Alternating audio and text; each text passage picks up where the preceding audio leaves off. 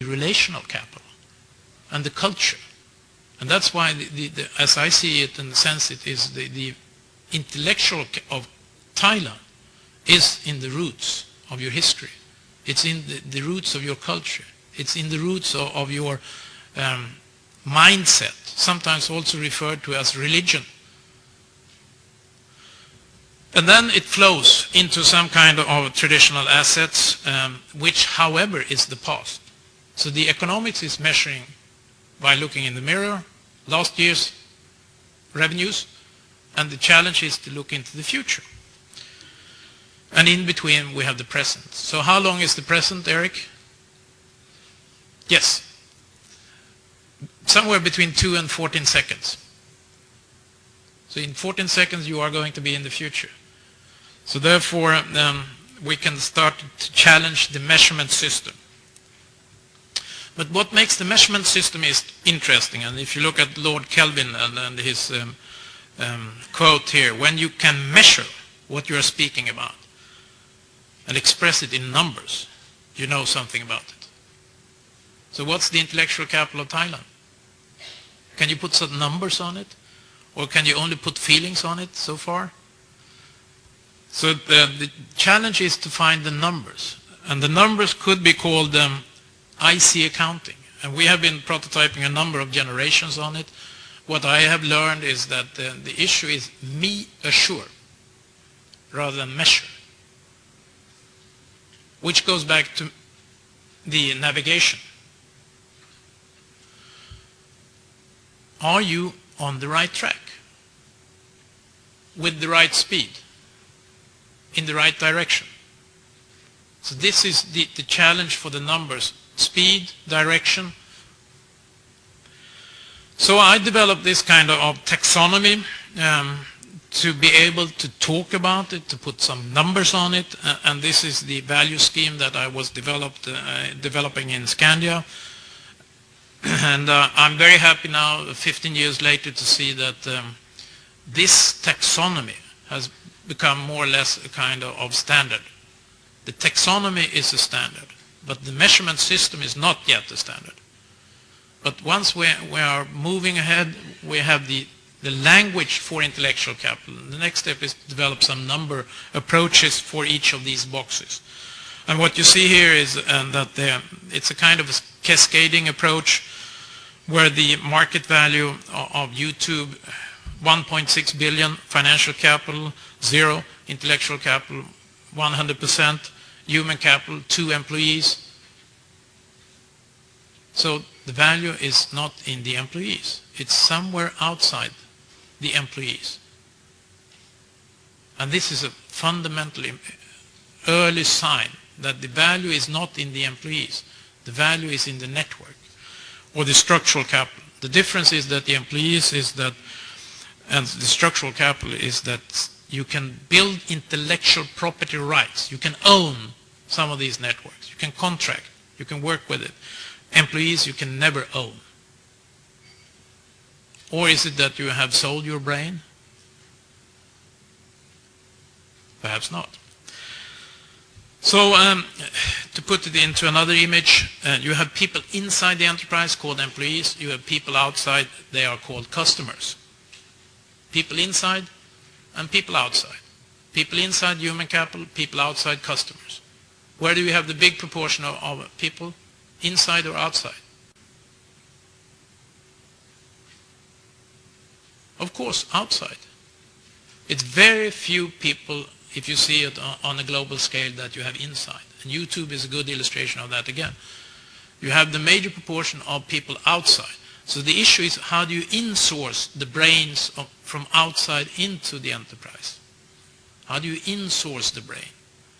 And that's why I'm prototyping with companies with 0 employees, to see what is happening when you have 0 employees, and what is most important then is, as you saw on this one, structural capital. Structural capital becomes extremely important. Structural capital can work for you 24 hours a day. Human capital can work at maximum 6 hours per day.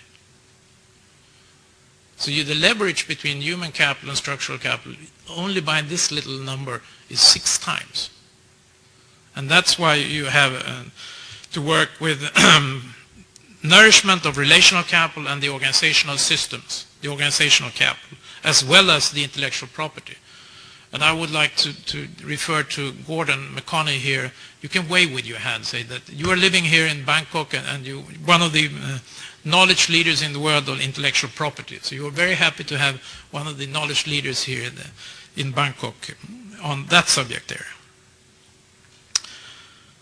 So I started to develop an intellectual annual report, and it looks like this. This was the first IC report in the world, which we published in 1994, so it's many years ago.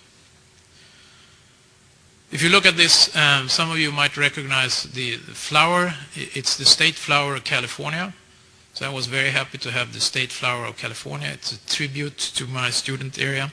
After that, a number of approaches has emerged, more or less at the same time. The balanced scorecard is one of the most famous ones. Intangible asset monitor from Karl-Erik Sveibe is another one. All of this was leading up to that the national level started to develop guidelines for it. So in Denmark, a professor called Jan Moritzen started to develop for the Danish government guidelines on this.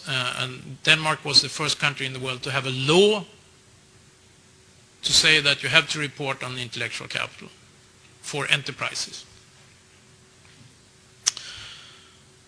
This is the website for the Danish Ministry of Economics, vtu.dk/IC accounts.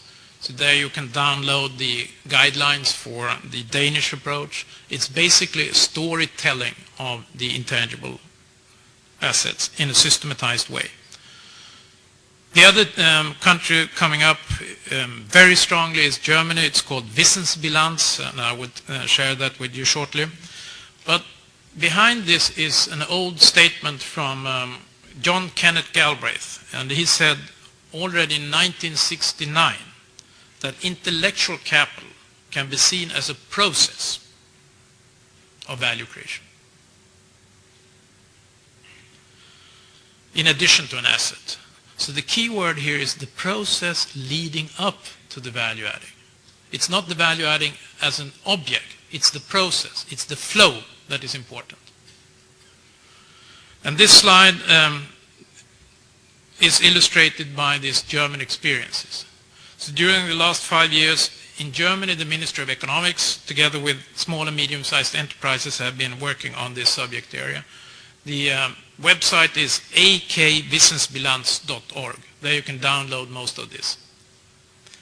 But it puts the combination of these object areas of human capital, structural capital, and relational capital into a process flow. So the accounting system is to visualize the process flow of these interrelations between human capital, structural capital, and relational capital. So if you take the old return on equity or return on investment, is of a similar type. But here you start to see what are the proportions of human capital and structural capital versus relational capital, and which ones are most important, which ones are drivers, which ones are laggers.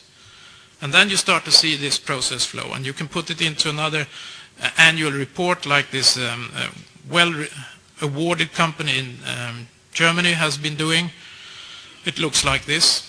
So you put it in the annual report to describe to the stakeholders and the shareholders how you work on it. But basically you can download it from this website. And to give you some highlights, the prototype initiated by the ministry has now been run with more than 50 companies, close to 100 companies. It has been a lot of regional events with small and medium-sized enterprises, and a number of trainers are being trained, even certified public accountants. And there is also a free software published on the website, so you can download it from it. And the downloads, 10,000 downloads since it was launched more than 9 months ago roughly, and the website is still akvissensbilanz.org. There you can actually download how you can, as a small and medium-sized enterprise, can start to work with knowledge as a chance or potential for the small and medium-sized enterprise.